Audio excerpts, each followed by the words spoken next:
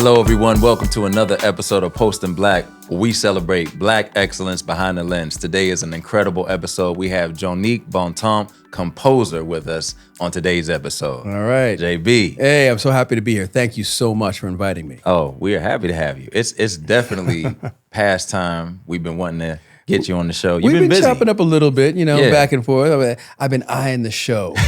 Yeah. Sitting on the sidelines, being all envious. Like, when am I going to have a chance to be on the show? So I'm glad it's finally happening. No, it's happening. It's happening. You're here, and we're excited. I mean, you've been busy, so we understand why it's taking some time. But we're going to get things going, and we're going to dive in a little bit with an icebreaker. Is that okay? Okay. All right. Here we go. All right. So we have an icebreaker for you.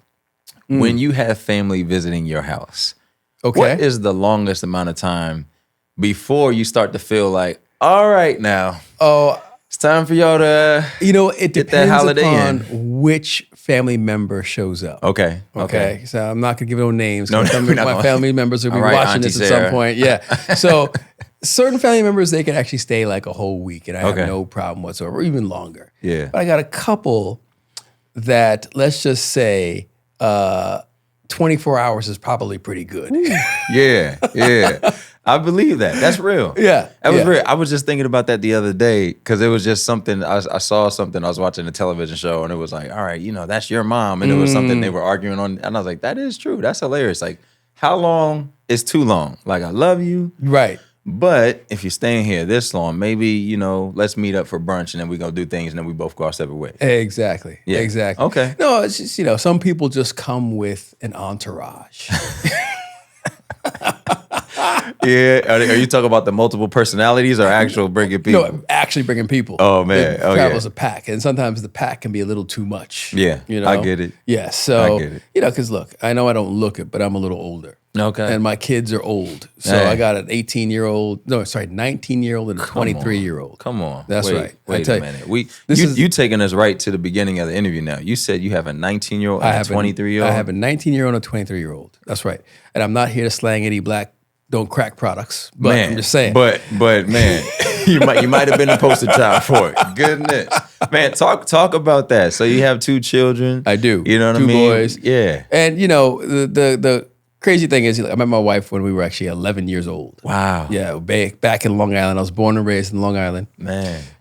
Brooklyn, then Long Island, then back to Brooklyn after college. So I met my wife early. Man. Right? And she don't know it, but when I saw her at 11 years old, I knew she was the one. Wow. And it took until we were about 17 for her to realize to give me a shot. Isn't that always happens? Always what happens. Women usually follow after the suit. I was just waiting on the sidelines, biding my time, and hearing about all the boys and all this stuff because we were really good friends. But eventually 17, she gave me a shot, and we've been together ever since then. Come on. And it's been wonderful. Yeah. So we had our kids early, and now they're gone, which is great. Wow. And, it's actually perfect because I look at some of my friends, who started a little later in life with children. And, now they're in the middle of the career. Now they're trying to balance being there for their kids and showing up for soccer practice or basketball games or all this stuff. Because we totally overschedule kids. When I grew up, you give me a bicycle and a latchkey, and I was good. That was daycare. There was none of that stuff, right? No after school care, no nothing. But nowadays, we want to protect our kids and take them places. So I see them with all of that scheduling. And it's really hard to balance like a demanding career, in the industry and still be present for your family. Right. So, this being a second career for me, it really was a blessing that my kids were older and they don't need me anymore. Yeah. All thing they need now is just money. Oh, man. That's it. That's all they ask for. That's all right. That's all right. You speaking to me, man. I'm going to have my kids a little bit later in life, but I have had an opportunity to see from family what it's like in that balance, and so I'm trying to prepare myself now, physically, mentally, and even I know even when it happens, it's going to be like there's nothing you could do to prepare for this. Nothing you can do to prepare for it, but except the idea that family comes first. Yes, sir. And you can't replace the time that you have with like your kids doing the things that your kids need. Yeah, showing up for the practices, showing up for the school events, the parent-teacher conferences, doing stuff on the weekends, and sometimes we can lose sight of that, especially when we've got deadlines. But thank God for me, my kids again out of the house mostly. We can talk about that later. Yeah, but mostly out of the house, and I can now focus like on the career. Yeah. That's incredible. Thank you all for tuning into this Post and Black TED Talk about family time. This is incredible, man. I mean, I love it, and I get hype about that because even we'll dive into your career and how you got started, obviously. But the narrative sometimes for Black people and Black men is that we're not there, and I know that is true in a lot of cases. But it's really encouraging to see that in front of me. Right. Is kind of we're trending in a different direction and that we're speaking positively like that. So that's love. I believe absolutely. It. I think it's great. It's funny. I mean, I'm a Seventh-day Adventist and I sometimes speak at church, and I did a thing on Father's Day and looked at the stats. Actually, Black parents, Latino parents, fathers are actually more involved in the day-to-day child rearing than people of other backgrounds. So all this stuff about the absent Black father, it really is just a myth. A narrative. That's right. But we are there, we show up, and we're actually more actively involved in the child rearing and in the housework than people of other walks of life. Come on. But you never see that on a TV show. You're not going to see that. You're not going to see that. No. Man, that's powerful. It is powerful because, it just shows that we can do it all. Even though it feels like we can't do it all. Yeah. We can definitely show up. We can be there for our families, and we can have a career. It's all possible. We can. Well, speak about that. Long Island, New York. We're here in Los Angeles at Dr. Cell Tape. We're recording. And the trajectory probably, I assume, has not been just straight. Like you woke up one day from Brooklyn and Long Island and said, I'm going to Los Angeles. I'm going to be a composer. Oh, no. Like, how did you get your start in the industry? I mean, I even saw that you went to Yale, and we have a connection there too. My brother's girlfriend. Oh, no way. Went to Yale. Oh, as nice. well. So small world. All right, fair enough. But yes. So I was always involved in music. My mom wanted to hear the organ in the house. Okay. So at 4 years old, she gave me organ lessons, and I hated the organ, but eventually, my dad was a stockbroker. And he got a bonus one year, and they bought a piano.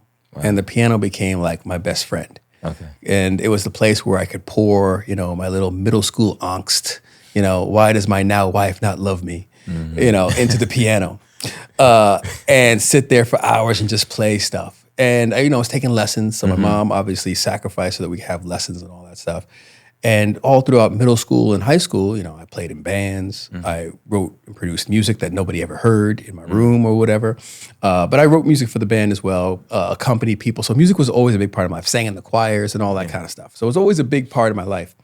And then when I went to Yale, the plan was for me to be a lawyer. Okay. Right? Because, good old Caribbean parents, Haitian and Jamaican. There's no way you're doing anything artistic. Not in that. Oh, no, none of that. You're going to get your degree. Because, success for many of them was you get a good job, you get a house, you have a family, blah, blah, blah, and that's it. That's success. So I was going to be a lawyer. So I decided that I was going to study, well, first I started political science, then I did history, then I did English, I was all over the place. Yeah. And then finally, sophomore year, I was like, you know what? I'm going to law school. So it doesn't really matter what I study undergrad. Yeah. Let me just do something I enjoy. So I studied music. Wow. So I just jumped into the music department, and I really had a great time, and I enjoyed it. And I graduated with a bachelor's in music with distinction. So I guess I did something. But the one thing two things happened. One, I took my LSAT, so I was not going to law school. Once I got those scores back, I was like, I'm not going to law school. And the second thing was I had no idea how to monetize my music degree because, places like Yale, it's not really about like actually having a vocation, being able to feed yourself. It's about, whatever that is. Yeah. So I had no idea like how to make any money with this music. I did not want to be a musician. I did not want to be a touring person. I didn't want to teach. So this is, again, I'm going to date myself. This is back in the early 90s, and they were basically just late 90s. And they were just coming up with this .com stuff, right? Yeah. Amazon was just starting with books, blah, blah, blah. So I was able to get a job in the software development industry. They were just looking for warm bodies. And I remember I answered an ad in the paper that said, computer programmer wanted, no experience necessary. Wow. I was like, well, I like computers. I have no experience. Talking to me. Yeah. Took a job interview. I got hired. And, that then launched a 15-year career in software development where, I ended up building a ton of big e-commerce sites that led me all the way to Silicon Valley. Wow. And I was on this trajectory where I wanted to be a chief technology officer for a Silicon Valley company. And I was on that runway. You know, people were feeding into that. I was doing really well in the career. And that's what I was making good money, moved my family to California. You know, we're living in like a 5,000 square foot house, the whole nine. Like I have all the trappings of like the success that my parents said I should have, right? So I was feeling good about myself. Well, one night, I kid you not, one night, God said to me, if you believe in me and you trust in me, why don't you trust me with the vision of your life? Man. And I was like, no. Yeah, the natural response. No, I'm not going to trust you with this. I built all this. I'm doing well. Right. Isn't this what you want from me? Give this up. Right. And he was like, no, you got to give it up. Man. So that actually happened several times. And over a few weeks, I slowly began to give up the dream of, you know, being like one of the few Black, you know, chief technology officers in Silicon Valley. Yeah. And I started to give that up. And slowly but surely, God started replacing that with music in small ways. I started just playing in the church again. You know, I was like the second piano player of the praise team. I wasn't good enough to be the first piano player, but I was the guy who did the filling in the little runs or whatever, right? Filling in on the back. So it was fine. I discovered this thing called Logic, you know, which was a program for making music. Because obviously when I was in the dark ages in school, we didn't have that. Yeah. But, you know, I did everything called Logic. And I started just playing around with it.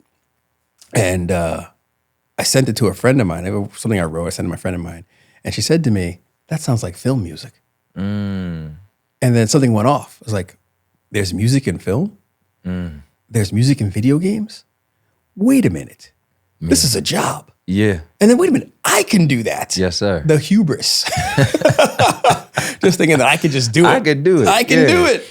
And, you know, obviously at this point, you know, I'm married. I got 2 kids. You know, I'm not a young guy. I'm like in my mid 30s or whatever. And I'm like, but I want to do this. You want to get in? Yeah. So I ended up trying to figure this thing out. And one thing I learned in business was that you can never be a name on a piece of paper.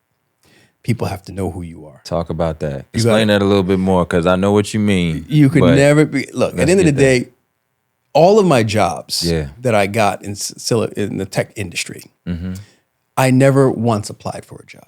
There it is. It was always somebody who was saying, hey, I'm doing this thing over here. Come with me. And with that jump, not only was it a bigger boost in salary and responsibility, right? That then prepared me for the next jump. Yes, sir. And it was always people in the community that knew my work, valued who I was as a person, valued my spirit as a person, right? And my work ethic and blah, blah, blah. That were like, hey, you're an asset to me. Come with me to do this new thing. Yeah. So I never applied for a job. And I knew that every time I jumped, it was going to be a big boost. And that's what led me. I mean, when we moved to California, I didn't pay for a cent. Man. Company moved me 100%. It was amazing. But you're hitting on something. I'm going to jump in there really quickly. You're hitting on something because a lot of times when I meet people and they don't know much about California or Los Angeles, they're like, oh yeah, you know, it's who you know. And I said, that's the myth that just keeps being repeated. That is true. Because yes, I can know everybody, but who knows me? That's very true. That's more important. Yes, it is. When people know you, yes, that is very important. So I can know them, but if they don't know me, that doesn't mean a daggone thing. That is very true, because at the end of the day, people aren't going to bring you on if you're not an asset, if you're not going to make them look good, if you're not able to help them with their particular goals, right? Now, obviously, hopefully there's some synergy there, so you're both helping each other out, but they're not going to open the door for you unless you can help them get across that finish line. You make yourself valuable and like, not hard to replace, but like you're in a position where it's like, oh man, I wish we could have got JB on this. Oh, I wish we could have got Dave on this. Right. You know, like they want you involved, not like, man, I don't know if we can get you in. You know, and that's one of the things I also realized is in my career, I never want a director or a producer to say, oh, have to spend political capital to get me on the project. Yeah. I want them to be like, oh, you know JB? You can get him on the project? And then all of a sudden it's like, oh my God, you're amazing, right? Because you can get a talent like that to them. And that's what I strive for, is to be known and to have, you know, lack of a better term, a brand that means people are going to get a quality product. Yeah. And that people are going to bring me on. But you say that my good friend Mark, who we've talked about offline, you know, we said this, I think the first year I moved to Los Angeles, it was like 2008. and he said something so funny that stuck with me. He said, "Man, when you scan me, I'm the good juice. You ain't got to do a price check. You ain't got to go to aisle 10 to see if it works. You know, when the barcode don't work, it's a little funky." Yep. Because we were talking about somebody, a friend. He was like, "I don't know about them. We got to scan them again." But it was just like, we are authentic, we are real, and just who we are is reflected in the character and all the things we do, and that's the brand. So it's, the brand isn't what I'm doing, it's who I am. It's who you are, and it's the spirit you bring to the project. Right. And one of the things that, even on most projects, when things get hard on projects, they get really hard, pressure, everybody's doubting things, whatever. But people have constantly told me, we appreciate the spirit that you bring to the project, the spirit that you bring to the room. Yeah. It never feels like too much pressure. It never feels too daunting. Yeah. And we always, even though it's hard, we're still laughing. Yeah. Right. And that's one of the things I try and bring is that, look, we're going to do this thing and we're going to have a good time doing it. Well, you obviously have made that for yourself because, even some of your projects, we look at, you were nominated for an Emmy for a project. You did Redfall, which has just come out, a great video game, which, I have a mutual friend that's actually playing a character on, Noveen, exactly, playing Layla, and then Transformers. There is a movie called Transformers. There's a little movie called Transformers. Little indie movie, never shout out, Stevie Cable as well. That's another mutual friend with SC alum, my friend absolutely. Perry. So it's like you talk about this whole scope of living from where you started, the Silicon Valley, and then wait, I can do that, and now you're doing that. Yeah. Can you fill us in a little bit? How did you get from there to here? And then we're going to dive into what it's like to, be called into the room for Transformers and even some of the inspirations for how you make yourself authentic, like you're saying, like make yourself a brand where people say, no, that's the guy. Okay. All right. Well, I'll fill in some more of the gaps here. So when I had this epiphany, my friend, a good friend from Yale, Gina Brown, I always got to thank her every single time because she's the one who said, that sounds like film music, and started the whole spark. Yeah. Then I said, well, people have to know who I am.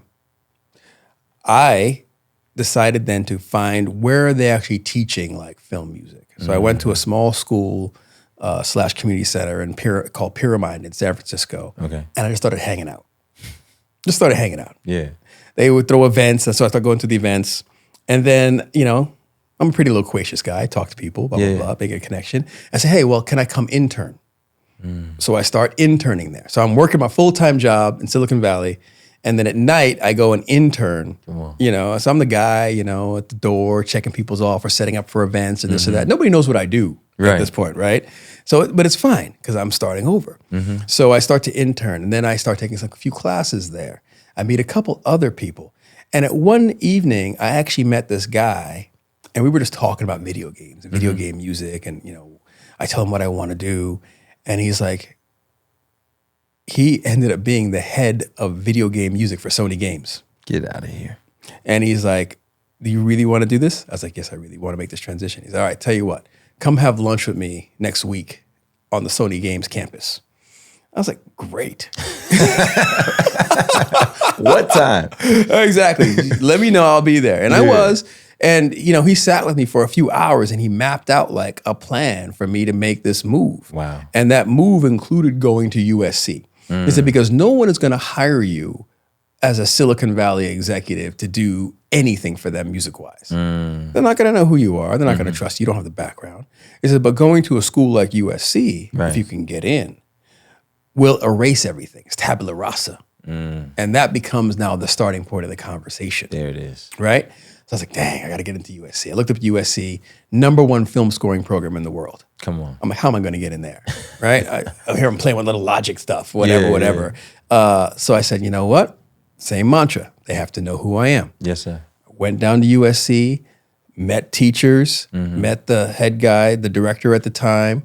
And then I started taking lessons with one of the professors that were there. So I'd fly down from Silicon Valley to LA about twice a month to take private lessons with this guy with the idea. And I told him, my plan is to actually get a portfolio of music together with you over this next year so that I can apply for the program. So 6 months. So I spent 6 months with him. And by the end of 6 months, I actually had a portfolio that didn't suck. Not great. But it didn't suck. But it didn't suck. Yeah. Right?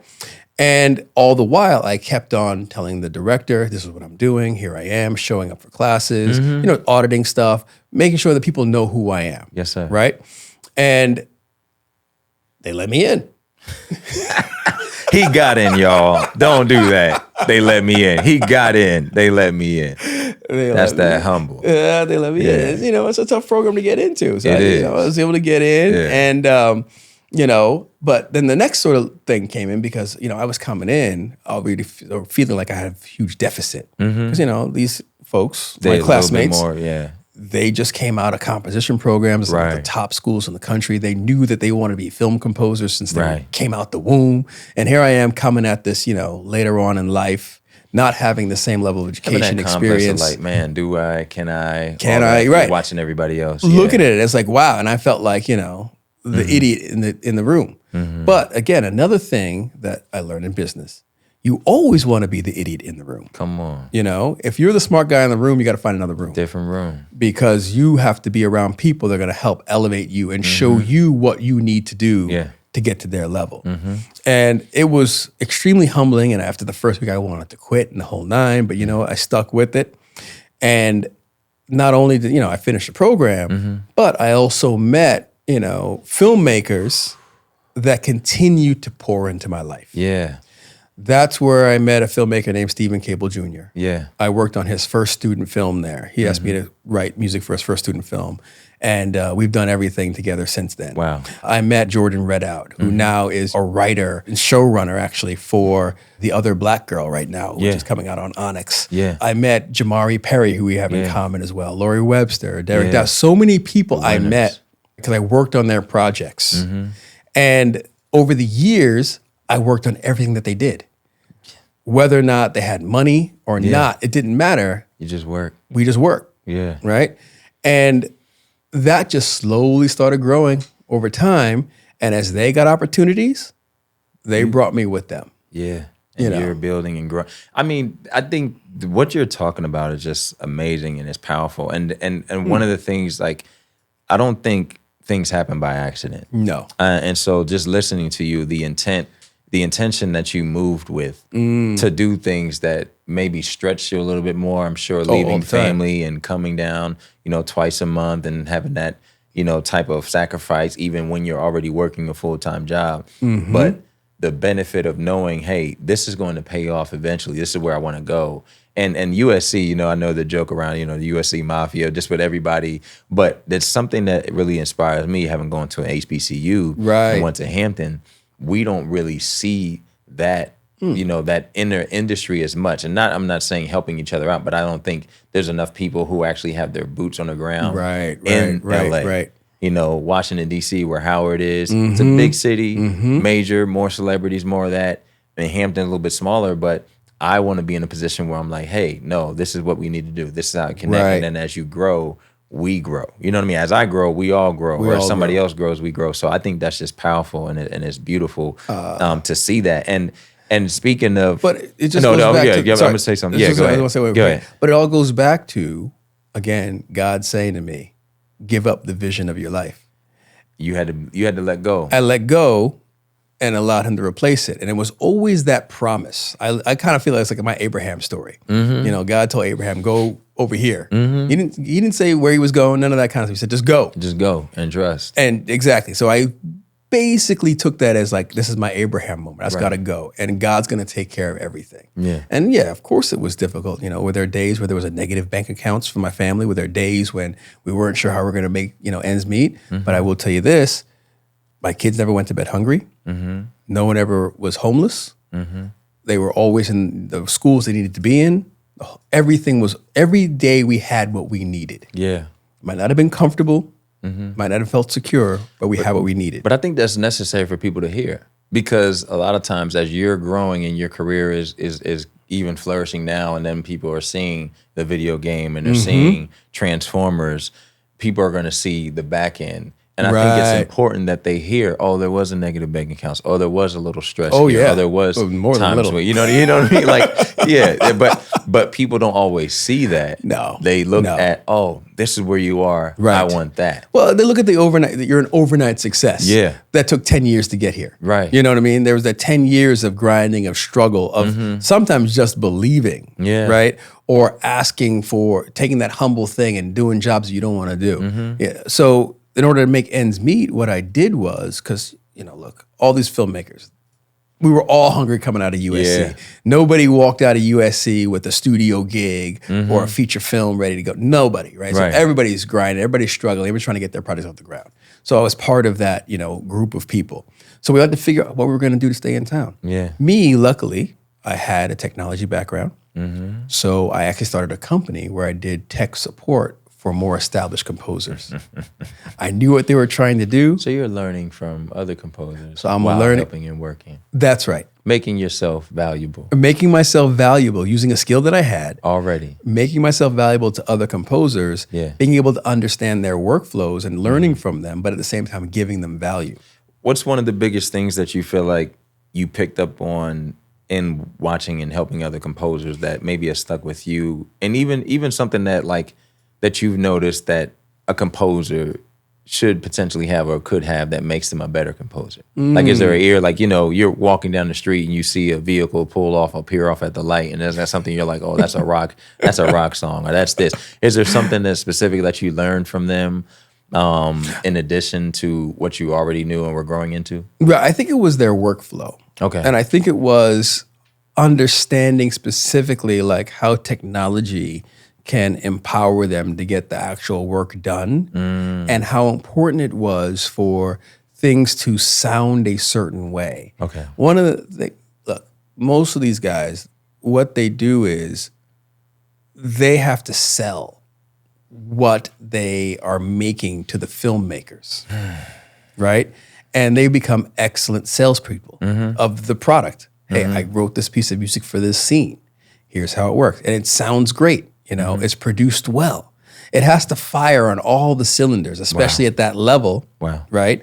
So this way I can start to understand this is the level that I need to be at. Okay. Right? Yeah. So it's really more about this is the level of artistry, of music production, of speed, right? Being able to turn this around quickly. The ability to listen to feedback and how I sort of take. So it's more about the process and the workflow because basically when I did my tech company, I ended up working for the top composers around the world. Wow. Literally, all the top composers in the world became my clients. So I was able to rub shoulders with them, understand what they were doing, rebuild their technology, and not only to keep food on the table, but it also, provided a way for me to have this experience and be in these rooms with these people to understand. I love what you say about that, about learning from the other composers, because I think something that was advice to me is, see who's where you want to be.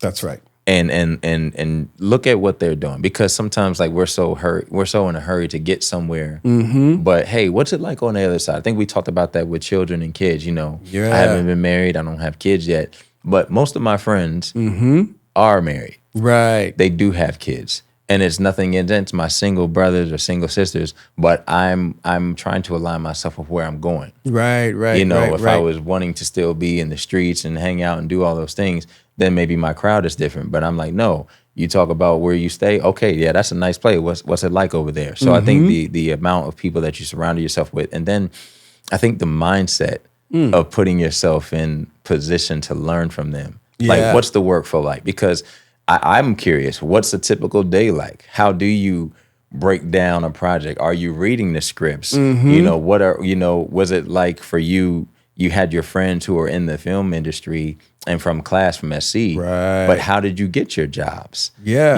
What was it like, now you're in demand, but what was it like for you? It was like, hey, I'm a composer now. I went to SC. I need a job. And how does that build to that now you're just like, okay, well, let me see if I have the time. I see. Well, it was definitely, it was a transition because it starts always with working with the people to the left and the right of you and working with as many of those people as you possibly can. Yeah. Because it's a numbers game. Look, this is a tough industry. Yeah. Everybody who wants to be in the industry does not necessarily get a level of success in the industry. Right. Or they find out what their lane is. So they transition into something else. Maybe they end up becoming, you know, an agent at an agency or an executive at a studio. That's big. Or whatever. They find where they're supposed to be in the industry. Not everyone stays in a position where they can actually hire you as a composer. Right? I see. And that's fine. They're still in my life. They're my friends. I love them. They make my life richer. It doesn't matter. Yeah. But I worked with a lot of people. And as the years go by, you know, it whittles down. And there are fewer and fewer people who are in the position of power to bring you on to the project. Right. So, you know, eventually, as they sort of whittle up, hopefully you keep those relationships. And then eventually, hopefully you do something that catches the public's attention. Yeah. Right? And for me, I thought it was going to be The Land, which was Stephen Cable Jr.'s first feature at Sundance. And I thought it was going to be that. You know, it was a great film. Take off, yeah. Yeah. But it wasn't. The thing that actually was the catalyst of my career was a small documentary called United Skates. Yeah. United Skates, which chronicles Black roller skating culture. I met the director at the Sundance Lab. Yeah. She was working with another composer because I was an advisor and she had a fellow composer and they were working, but I saw the trailer and I was like, I want to work on that secretly. I said, I want to work on that. But, you know, I can't be too hungry here. She's working with somebody else, got to let that play out. Yeah. So I said, all right, I'm going to let that play out. And I let it play out. And I said, I met her one night, you know, we had a mixer one night. And I said, hey, love United Skates. If you ever need anybody in the future, a composer in the future, please give me a call. And that was it. Just left it that. She dropped it, walked away, no pressure. 2 months later, after the lab, she calls me and says, hey, remember when you said about being a composer? Would you be interested in like watching the movie and seeing if you're interested in composing? And that was it. Wow. And that movie took off all over the world, really, and got on HBO and all this stuff. And then from that, I can pretty much delineate all the other sort of documentaries that I was asked to participate in from that one movie. Wow. So that basically then grew because people talk. Right. People like, hey, who is your composer on this? Who is your person on this? I want to use that person. And slowly but surely, you know, began to build and build and build into larger and larger projects. Well, that brings me to a point now. Being in demand, I think the biggest thing of adulting and I say maturing is being able to understand what to put on my plate and what not. Well, I did not understand that at first. Okay, all right. So I was going to say, like, what's the work-life balance? You're taking everything? I was taking everything back then. Yeah, because one, I guess there's two things. Yeah. Thank God I had the tech work, which allowed me to keep some modicum of the lights on. Yeah. My wife was working as well, so we can keep the lights on, all that kind of stuff. But, you know, again, I think in the beginning of one's career, you kind of have to take on as much as you possibly can because you don't know where things are going to lead. Yeah. And what you're trying to do is not only amass a base level of experience, but a base level of projects and connections. And as we said earlier, people getting a chance to know who you are. Right. That's right. Because that's what it is. You said it so beautifully. It's not about you knowing people, it's people knowing who you are and wanting to talk about you then. Right. So really, all these projects that I had a chance to work on, they started to proliferate and expand. And I didn't say no to anything because, you know, guess what? They didn't pay a lot of money. Right. So it's you like just $5,000 here, $10,000 here to do a score, blah, blah, blah. Which, you know, was not a lot of cash because by the time you actually spend the time, the 2-3 months to do a score, right, and then also pay me for production costs, whatever. It's nothing. No, it's gone. Right, it's gone. But again, I was able to pay the base expenses with the technology stuff. Yeah. So this money was kind of like I could reinvest back into the project. Okay. So anyway, long story short, at first it was no. I took everything, and then now I can now start to be a little bit more selective. And my agent said, every project has 3 things you should be looking at. And you want to make sure you get 2 out of the 3. Okay. 1, is there content that resonates with you? So what's it about? Does it feel like it speaks to your soul and your spirit? 2, the people. Do you want to work with those people? There it is. 3 is the money.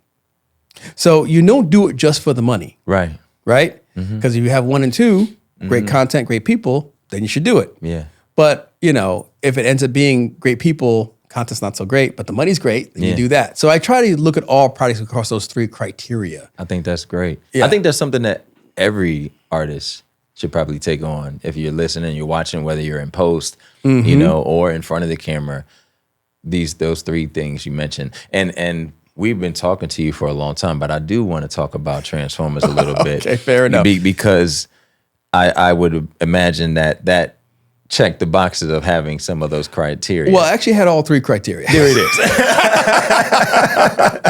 That one had all 3. I would imagine. That was a no-brainer. Yeah. That was a no-brainer. What was it like when you got the call that you were going to be able to work on it? We got to back up a little bit to give the proper context. I'm sorry. Sorry about this, man. I got to tell the story. But so again, we talked about it. Stephen Cable Jr., a director, friend that I've worked with for many years. And we were actually in New York City back in 2020, I believe it was, for a dear friend of ours who passed, Tariq Jackson. We were there for his funeral, his services. And, we were, spending some time together saying, hey, he's being asked to pitch for Transformers. And I was secretly saying, oh man, I hope he doesn't get it. I hope he don't get it. Because there is no way that they're going to invite me to do Transformers, right? And we had been talking about some other films that were a little bit more approachable, and blah, blah, blah, that, he was going to be doing. I was like, maybe one of those will happen, and I can get on one of those first, and then we can do Transformers. But nope, they offered him Transformers, and I was like, you know what? I'll catch you on the next one.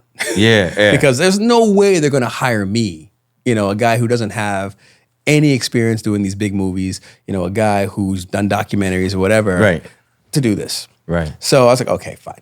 The studio, for whatever reason, was like, hey, we're doing Transformers. We're trying to get a refresh of the whole idea of the franchise. And we hired a young, black director who's exciting and we're very excited about. And, we wanted to figure out if there's any sort of new people that we should be listening to try and introduce him, that person, to Stephen Cable Jr. And my agent was like, do you know who JB is? And they were like, no, we never heard of him before. Yeah. He's like, well, JB's worked on everything Steven's done, blah, blah, blah, blah, blah, blah. Yeah. He's great and you need to meet him. Studio was like, great, let's meet him. Would love to get a chance to hear, his story, blah, blah, blah.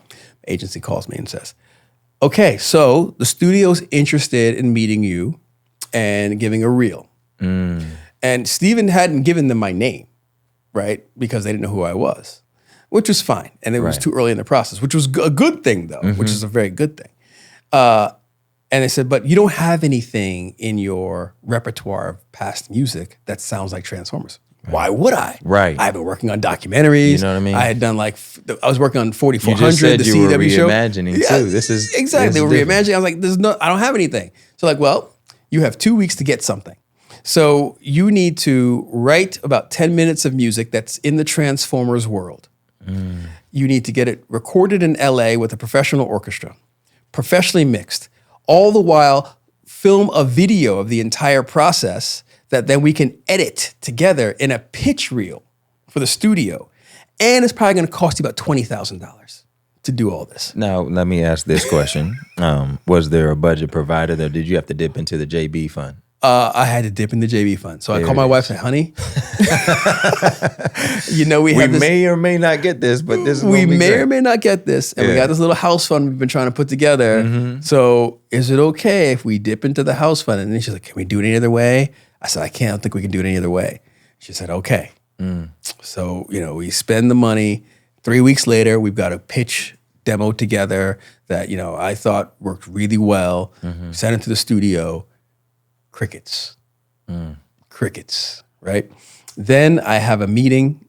They call me, okay, we want to have a meeting. Like, oh, maybe they actually heard the music. So I go have the meeting. We have a great time. I meet the head of music at Paramount. A gentleman named Randy Spendlove, wonderful guy. Has been an amazing sort of mentor and advocate for me this entire process.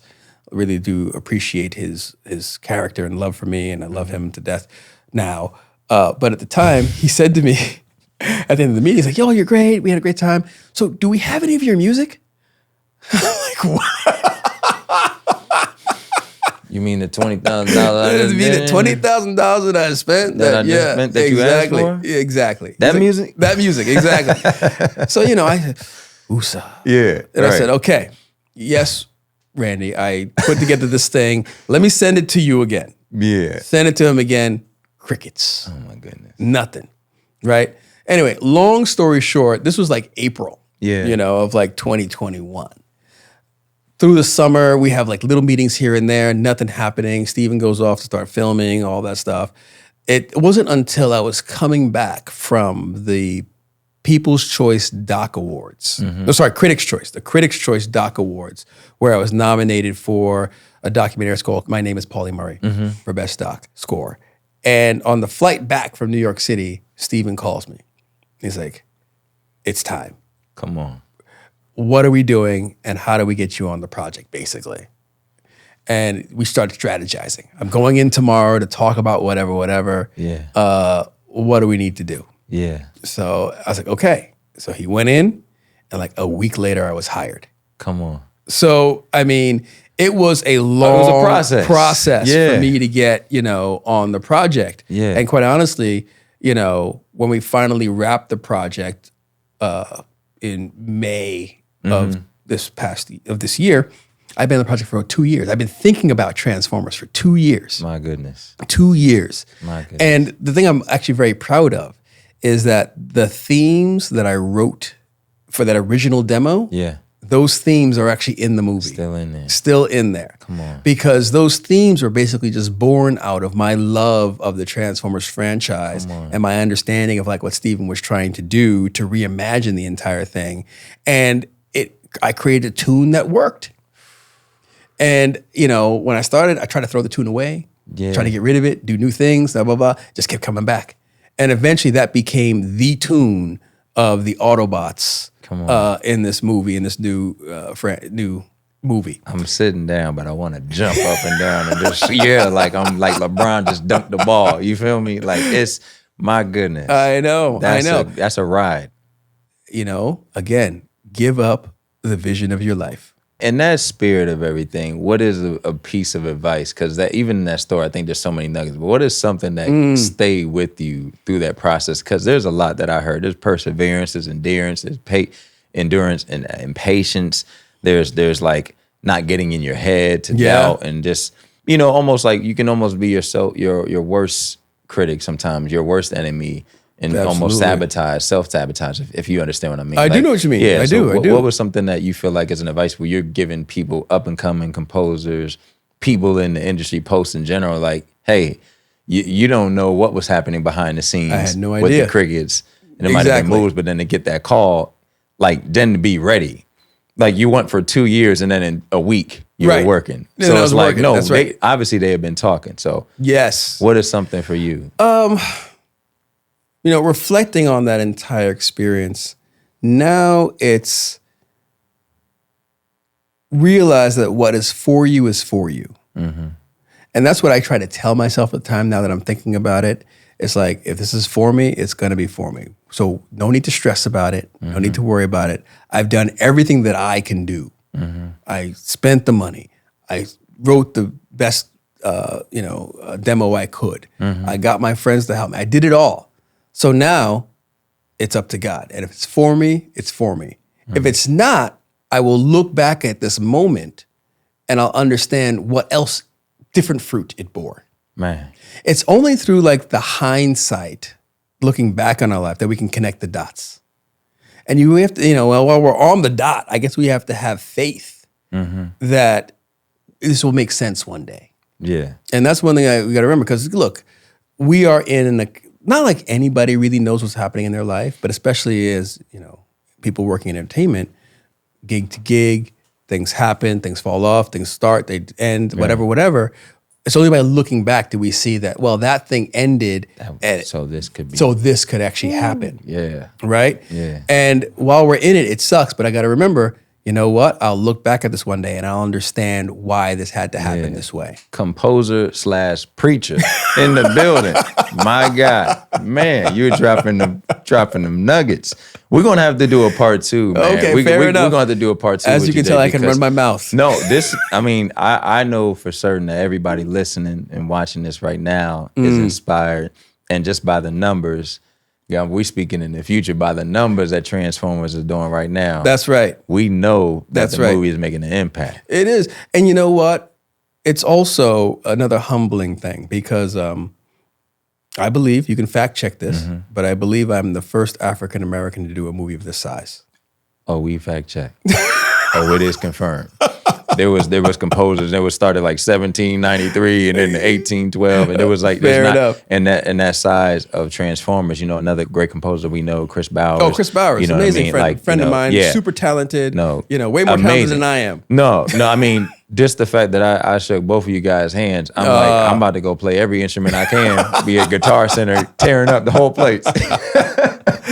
But no, I just know that I'm inspired by what you had to share, and I know we're gonna definitely get this going again. But truly, JB, well, thank you for appreciate having me. you for being on the show, man. This was powerful, and I hope everybody goes out and sees Transform. If you haven't seen it already, just go out and see it. They need to go see it because I mean, not only is it set in Brooklyn, Yes, sir. Not only do we have Anthony Ramos and Dominique Fishback. Come on. I mean, 2 people of color as the leads in a Transformers movie.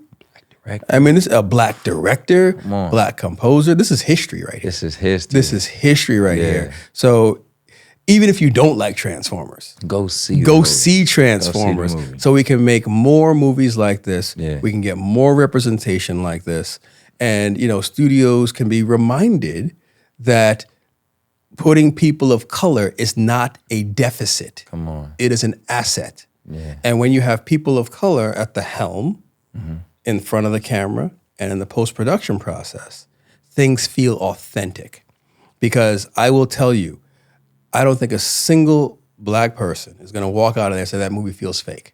It is authentic. I think from top to bottom, Steven made sure that it feels authentic to our culture, authentic to not only just Black culture, but also, he's half Puerto Rican, he's half Puerto Rican and Black. Anthony Ramos, making sure that, Latino culture is represented as well. Yeah. So, it is a thing, and it still is a story that everybody can relate to. Everybody can relate to. Yeah.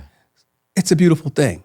Man. I mean, we are changing, hopefully, the culture for the better with this little movie. But again, we'll look back at the dots. See the dots. And see what happens. Come on, y'all. Thank you guys for tuning in to another episode of Posting Black. Be sure to follow us on all of our social media channels and make sure you follow, subscribe, and like and share this episode with everybody. We just had an amazing episode. We hope you enjoyed it. We'll see you next time. All right. Thank you so much. Thanks again. Appreciate it. My God.